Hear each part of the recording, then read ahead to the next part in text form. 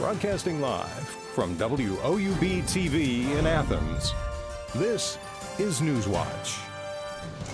Athens schools are one step closer to figuring out the district's building blueprint.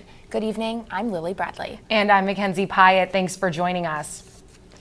The district's facilities steering committee discussed three options last night on how to split up the schools. The Athens Education Association held a survey which pointed to two popular options. The data also overwhelmingly found inequity in the schools. To that, one parent said he would rather focus on services than on facilities. But the school board says not doing anything about the buildings is not an option. The deadline for the district to develop a master plan is September 30th. Ohio University is purchasing a new building with an $8 million price tag. The OU Board of Trustees approved the purchase of the former Woolworths building. The Court Street building is currently being leased by the university for women and gender studies, African American studies, and media arts and studies. The board is also approving a 2% tuition increase for regional campuses and a 3.5% tuition increase for students of the Heritage College of Osteopathic Medicine. Pomeroy's Main Street is closed following a rock slide early this morning. The rock slide happened around 3:30 a.m. and the close is forcing people to detour to Middleport instead of using the Bridge of Honor. The slide knocked down several power lines, leaving dozens of people without power in the area. There is no estimate for when Main Street in Pomeroy will reopen. The city of Athens is allowing a local car dealership to keep a sign deemed too big by city code. The sign is for what will be the new location for the Don Wood Ford dealership. The new dealership will be just down the road from its current location on East State Street. City code allows a maximum 50 square foot sign that is 30 feet tall, but the new sign will be 100 square feet by 40 feet tall.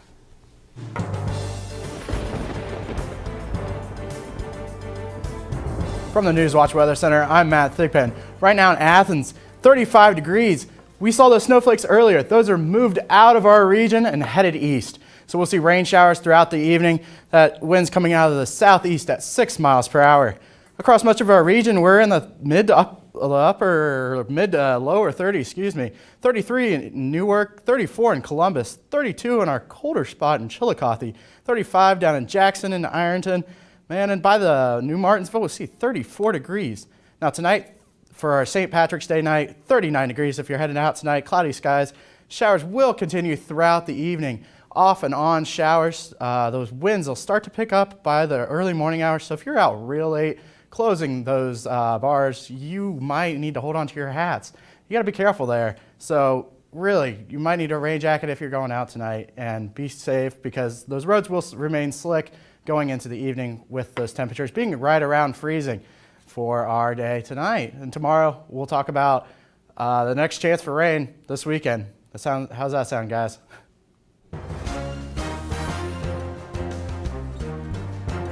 New information about a couple found dead inside their Centerville home. Investigators now say their deaths may be related to fentanyl after they were found by their children Thursday morning. The quiet in the Centerville neighborhood was interrupted by police and emergency vehicles after one of their children called 911. According to the coroner's office, that fentanyl may be to blame for this mother and father's death.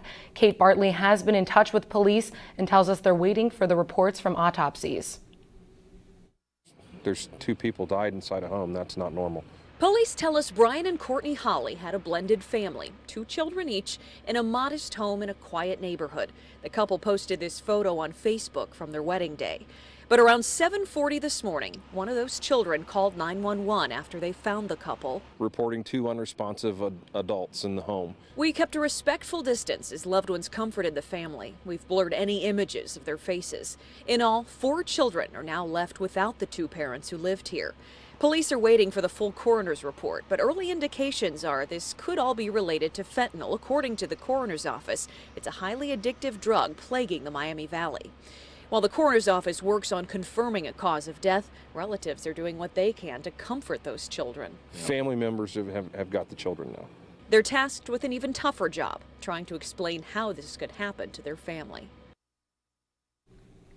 And according to the Montgomery County Coroner's Office, the examinations on the couple have been completed, but a final determination on the cause will take 6 weeks until toxicology reports are completed. A new law could make it illegal to change mugshot information. Ohio lawmakers are considering a bill that makes it illegal for companies to charge for removing or editing criminal record information published online or in print. Democratic state representative and sponsor John Barnes says some companies want people to pay hundreds of dollars to have the information removed. The bill moves to the Senate for consideration after passing the House in an 88-4 vote. After the break, President Trump's meeting with German Chancellor Angela Merkel. Plus, Secretary of State Rex Tillerson's visit to South Korea will bring you the latest. And the American government taking heat today that after an al-Qaeda bombing killed over 40 civilians. Those details coming up when Newswatch returns.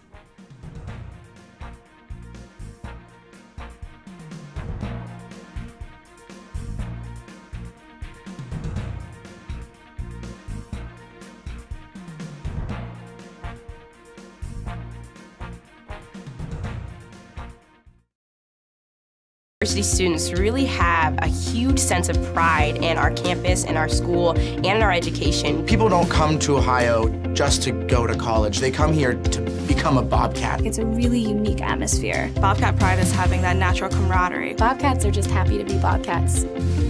My favorite time of year at Ohio has to be homecoming. When the alumni come back, you can see that the love of this university doesn't fade. Once you're a Bobcat, you're always a Bobcat.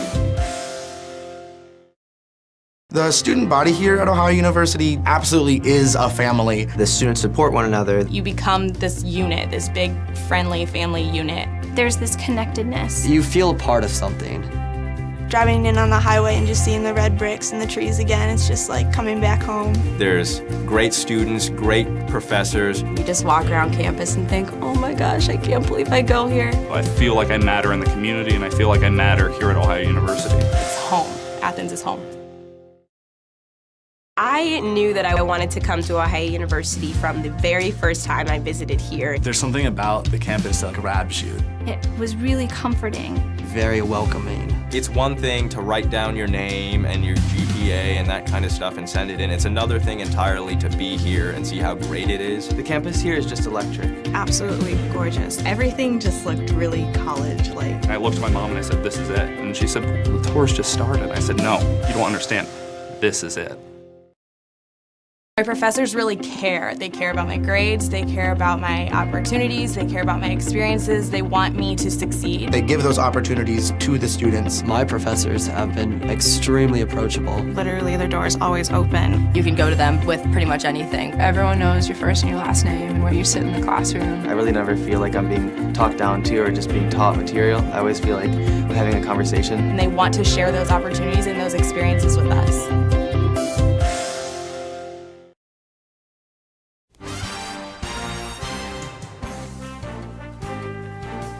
President Trump welcomed German Chancellor Angela Merkel to the White House earlier today.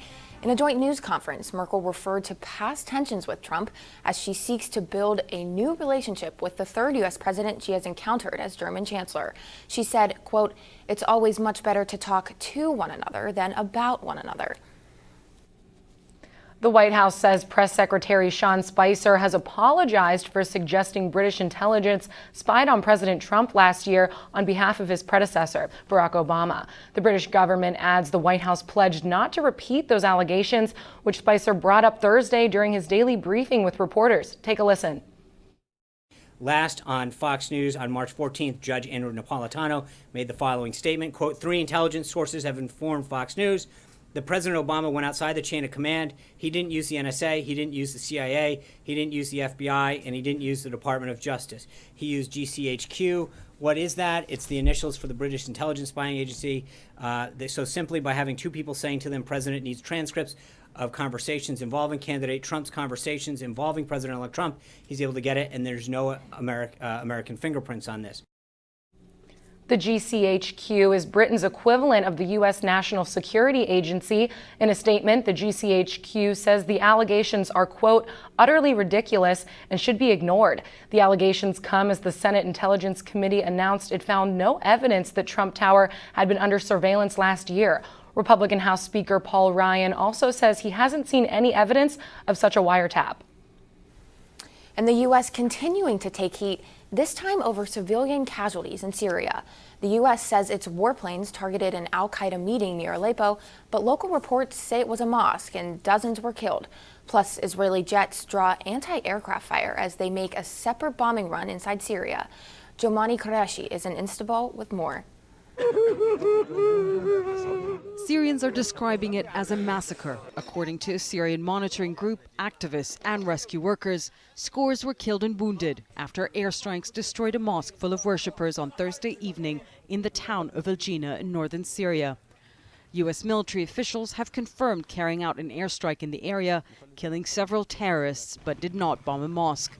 The target, they say, was a building where an al-Qaeda meeting was taking place, but acknowledged the building was only 40 to 50 feet away from the mosque. A U.S. military official says, according to satellite imagery, the mosque was still standing after the strikes. Warplanes have violated the sanctity of God by striking one of the houses of God, destroying it over the heads of worshippers, which led to one of the most heinous massacres. The U.S. military Central Command said they're looking into allegations of civilian casualties. In recent weeks, the U.S. military has ramped up its airstrikes targeting al-Qaeda in the northern Idlib province. But activists say the majority of those killed Thursday were civilian worshippers. Syria experts warn al-Qaeda may use the incident to gain more support in a part of the country where they've already been growing stronger. One of the main Syrian rebel groups called it a war crime and a, quote, shameful scene by an international community that has gone from silence to becoming a partner in the killing of the Syrian people. Jumana Karache, CNN, Istanbul. This isn't the first time U.S. airstrikes have hit civilian facilities. Back in 2015, a U.S. airstrike hit a hospital run by Doctors Without Borders in Kunduz, Afghanistan, killing 42 people. During a visit to South Korea Friday, U.S. Secretary of State Rex Tillerson put North Korea on notice and said it's time for the U.S. to craft a new policy with North Korea. Diane Gallagher has this report from Washington. In the face of this ever-escalating threat, it is clear that a different approach is required. In South Korea Friday, Secretary of State Rex Tillerson said that the United States has spent too much money on failed policies when it comes to North Korea and will be moving in a different direction. The policy of strategic patience has ended. Tillerson's visit, which included a tour of the demilitarized zone, comes as tensions are high. And with a recent uptick in North Korea's missile testing and claims of nuclear program advances, certainly we do not want for things to get to a military conflict. Still, he's not ruling out military action as the U.S. forms its new policy for the region. All the options are on the table. If North Korea takes actions that threatens the South Korean forces or our own forces, then that will be met with an appropriate response.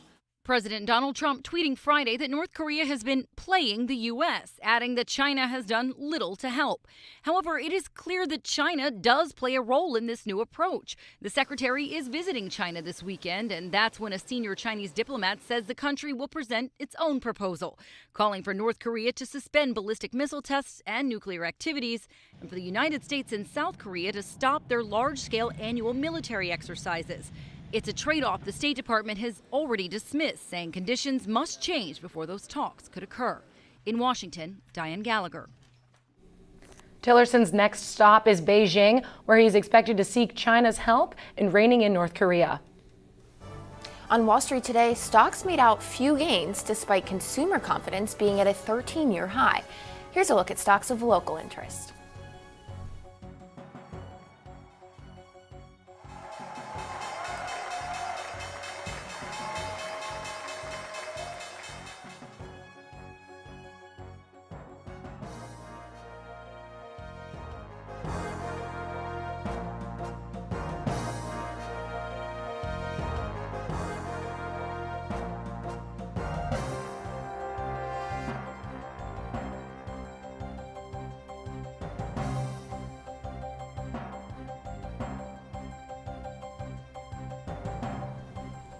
Stick around after the break. We'll tell you how your child or grandchild's nursery may not be as safe as you think. That story is still ahead.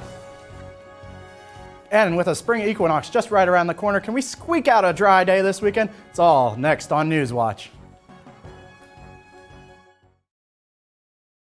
professors really care. They care about my grades, they care about my opportunities, they care about my experiences, they want me to succeed. They give those opportunities to the students. My professors have been extremely approachable. Literally, their door is always open. You can go to them with pretty much anything. Everyone knows your first and your last name and where you sit in the classroom. I really never feel like I'm being talked down to or just being taught material. I always feel like I'm having a conversation. And they want to share those opportunities and those experiences with us.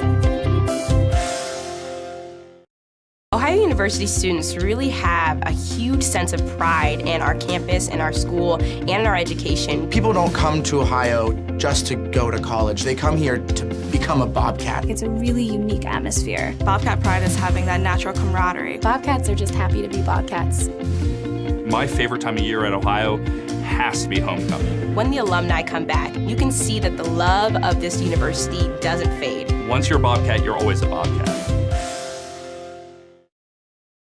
I knew that I wanted to come to Ohio University from the very first time I visited here. There's something about the campus that grabs you. It was really comforting. Very welcoming. It's one thing to write down your name and your GPA and that kind of stuff and send it in. It's another thing entirely to be here and see how great it is. The campus here is just electric. Absolutely gorgeous. Everything just looked really college-like. I looked at my mom and I said, this is it. And she said, the tour's just started. I said, no, you don't understand. This is it. The student body here at Ohio University absolutely is a family. The students support one another. You become this unit, this big, friendly family unit. There's this connectedness. You feel a part of something.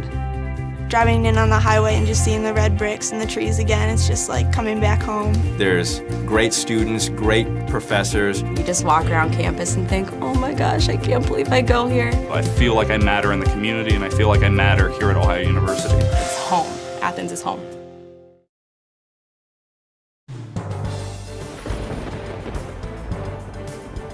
From the Newswatch Weather Center, I'm Matt Thigpen. Well, spring is just right around the corner. Starts Monday. Here we are. Spring outlook for our temperatures. We're going to be, for the next 3 months, it looks, for the Climate Prediction Center, we're going to be warmer than average throughout most of the country, except the West Coast seeing equal chances of being average for the next 3 months.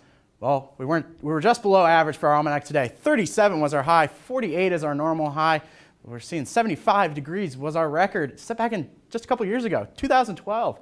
Man, 35 degrees right now in Athens, southeast wind coming at 6 miles per hour. Seeing that patchy drizzle across most of that region, and that snow has moved off to the east into Pennsylvania. Dew point right around the freezing mark at 32 degrees. Across our region, we see 35 here in Athens, 35 down in Ironton, 35 in Jackson, 36 in Ripley, and 34 in New Martinsville. And we're just going to stay in the mid to upper 30s throughout the evening. Rain showers will continue as that warm front continues to lift up into the north. And as approaching cold front, that'll create rain showers tomorrow for our morning and afternoon hours. Moving into Sunday, see high pressure dominate the region, bringing us peaks of sun and clouds, and we'll just enjoy that while we have it. 39 in Athens, 40 degrees in Chillicothe. See those scattered showers tonight. 38 down in Ironton, 36 in Columbus, 37 in Cambridge. And here in Athens, be safe out there tonight for St. Patrick's Day. 39 degrees, cloudy skies. Showers will continue off and on throughout the evening. You see those southwest winds at 5 to 10 miles per hour. Across the region for tomorrow, we'll see 47 for our high in Chillicothe, 51 in our warmer spot down here in Ironton, 50 in Ripley, another 50-degree temperature, 44 up in Columbus and Cambridge. Cloudy skies. Those rain chances will increase throughout the day. The morning, 8 a.m. will start at 36 degrees, 42 by noon. We'll hit a high of 47 by the end of our day tomorrow. 47, there's that high. Breezy conditions throughout the day. Hold on to your hats. 15 to 20 mile per hour winds. And weekend outlook, here it is, 47 degrees on Saturday. We'll see breezy and showery conditions throughout the day. It'll be cloudy and dry. It's probably around 5 p.m. You should see those showers start to taper off. Sunday, 51 degrees, few peaks of sun out of those clouds that'll peek out for you just in time for spring. First day of spring comes Monday, 61 degrees. We'll see late showers move into the region, but it'll be overnight. So we'll enjoy that first day of spring at 61 degrees, 54 for Tuesday. Again, early morning showers, that cold front moves in through the overnight hours. And look at this, 2 big old sunshines on Wednesday. That's what I like to see, 50 degrees on Thursday. 65 on Friday, nearing 70 degrees. I like that. And that's spring weather for me. Lily, how's that look? I hope that warm weather sticks around, maybe. Thanks, Matt. The nursery is supposed to be the safest place for babies and toddlers, but a recent report shows that many little ones still suffer injuries associated with products aimed specifically at small children. Kim Hutcherson explains in today's Health Minute. A recent study published in the journal Pediatrics estimates that thousands of children under the age of 3 are treated yearly for injuries related to nursery products. Researchers used data from the National Electronic Injury Surveillance System. They found that over the 20-year period between 1991 and 2011, an estimated 1.4 million young children in the U.S. were sent to emergency departments for injuries associated with nursery items. That averages out to more than 66,000 injured kids every year. The study found that most injuries happened in the home and occurred in the first year of life. Boys were more likely to get hurt than girls. Nearly half of all reported injuries were to the head or neck. According to the study, the products most commonly associated with injuries were strollers, cribs, and baby carriers. Experts suggest that before buying a new nursery product, you should remember the 4 R's. Do the research, check for recalls, register the product, and read the manual. For today's Health Minute, I'm Kim Hutcherson. Now, more than a third of injuries from falls occur when babies tumble from furniture, so experts strongly advise always using the safety strap on things like a changing table. Good evening, everyone. I'm Joseph Payton. Coming up in sports, we'll talk about the Ohio women's basketball team playing in the women's NIT tonight against Penn State. And then we'll see how the Bobcat baseball team did against the Shawnee State Bears yesterday in their home opener at the Ren. All that and more is coming up next on Sports on Newswatch, and be sure to stay tuned to WOUB. Here's a look at what's coming up tonight on your public television station.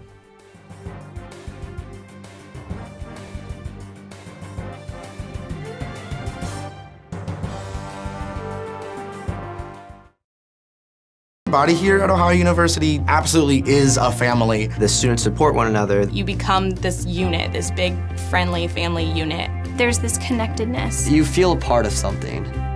Driving in on the highway and just seeing the red bricks and the trees again, it's just like coming back home. There's great students, great professors. You just walk around campus and think, oh my gosh, I can't believe I go here. I feel like I matter in the community, and I feel like I matter here at Ohio University. It's home. Athens is home.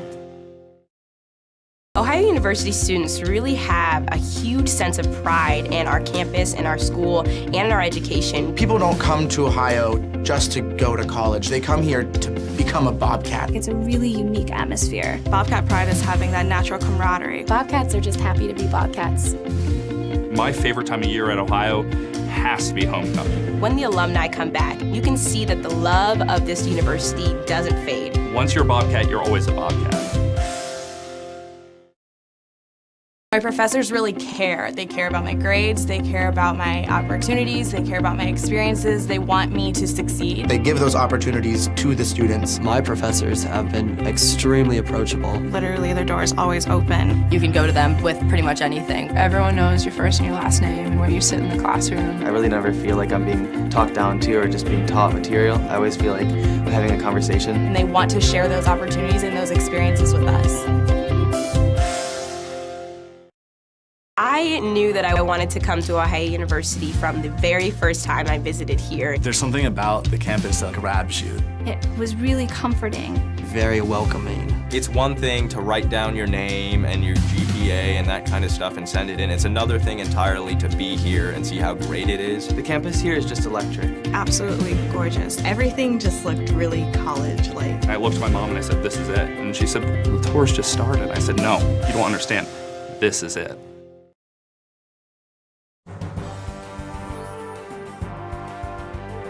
Welcome back. I'm Joseph Payton. Well, after playing their first 14 games on the road, the Ohio baseball team was back within the friendly confines of Bob Wren Stadium yesterday. The Bobcats hosted Shawnee State in the first of an 8-game homestand. Ohio had no trouble with the Bears as they cruised to a 9-1 victory. Mateus Vacuda had a good day at the plate, going 2 for 3, knocking in 3 runs, and Spencer Ibarra had 2 RBIs as he went 1 for 3 on the day. Ohio pitcher Corey Blessing got the win. The Bobcats, they now improved to 9-6 on the season with 7 home games up next on their schedule. And the action, it doesn't stop for the Cats this weekend. Tomorrow, Ohio is back at it again, this time with the Siena Saints in a doubleheader at Bob Wren Stadium. First pitch for the first game is at 1 o'clock, and the second game will be right after at 4 o'clock. Then on Sunday, they wrap up the 3-game series with Siena. The game starting at noon. Should be a fun weekend for baseball.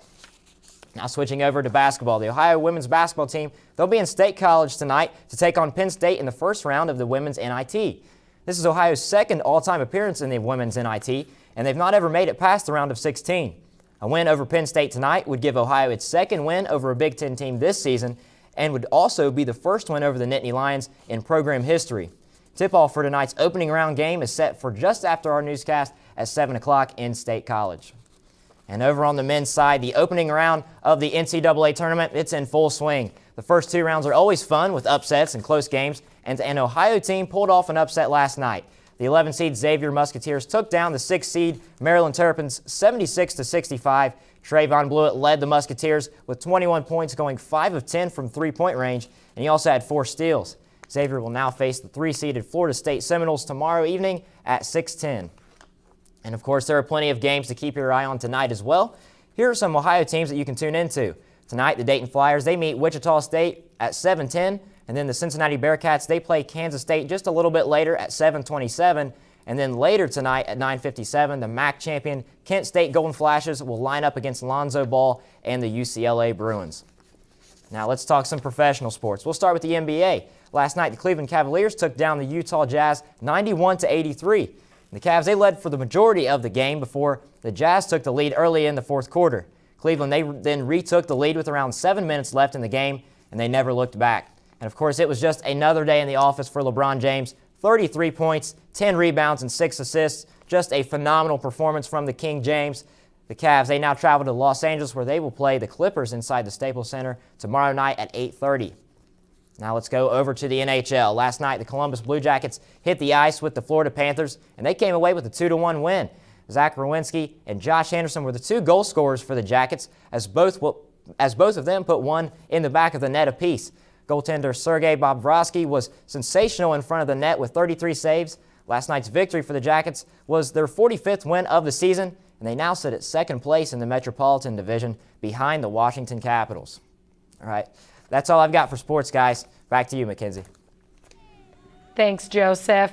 Americans are expected to spend more green this St. Patrick's Day than any St. Patrick's Day on record. That's according to the National Retail Federation. The group predicts people in the U.S. will spend more than $5 billion in celebration. Restaurants and bars will likely profit the most, since the day is often celebrated with corned beef and a lot of alcohol. National chains are offering up their own special products to draw in revelers, everything from green beer to free donuts. Now let's send it over to Matt for a final look at weather. Well, that's a lot of moolah. It's going to be raining tonight. Make it rain, baby. Cloudy skies tonight. Showers across the region will continue and taper off before more showers move in tomorrow afternoon. Winds out of the west at 5 to 10 miles per hour. Weekend outlook looks like this. 47 degrees for our high tomorrow. 33 by Saturday night. Cloudy skies. We'll dry out for a little bit tomorrow night, so get a little break there. 51 degrees. Peaks of sun and clouds on Sunday, and our extended forecast Monday for our first day of spring, 61 degrees, afternoon showers, 54 on Tuesday, warming up to near 70 degrees by the end of the work week, and I like that sunshine because it's just bright and shiny, just like our forecast. Mackenzie? All right, thanks, Matt. And that does it for our broadcast this evening. Thanks for watching. I'm Mackenzie Pyatt. And I'm Lily Bradley. Stay tuned for the PBS NewsHour coming up next. And remember, you can find the latest news anytime at WOUB.org. Have a great night.